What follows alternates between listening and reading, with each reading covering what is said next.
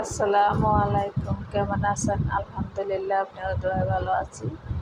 আজকে আমি পেয়ারা মাখা বানাবো।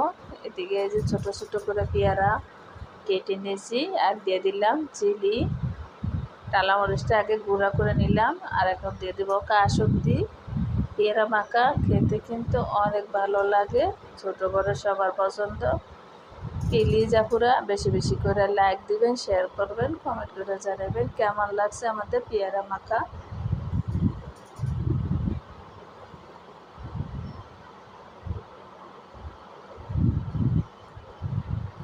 এখন আমি বিট লবণ দিয়ে দিলাম, আপনারা ওই লবণও দিতে পারেন।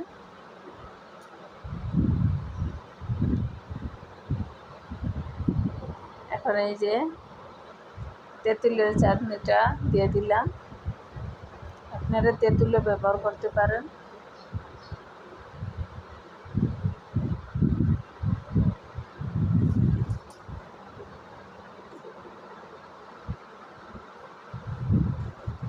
পেয়ারা মাখা খেতে কিন্তু অসাধারণ।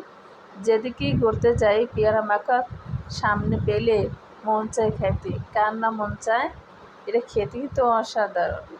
এখন এই যে আমি লবণ আর এই যে মরিচের গুঁড়া দিয়ে দিলাম। এখন আমি মাখায় নিব আলতো হাতে সবগুলা। পেয়ারা মাখা খেতে কিন্তু অসাধারণ।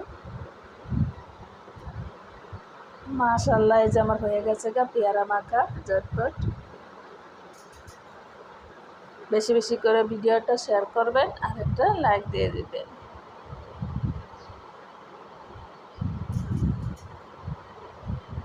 এখানে এই যে আমি খেয়ে দেখাইতেছি, এত মজা হয়েছে পেয়ারা মাখাটা।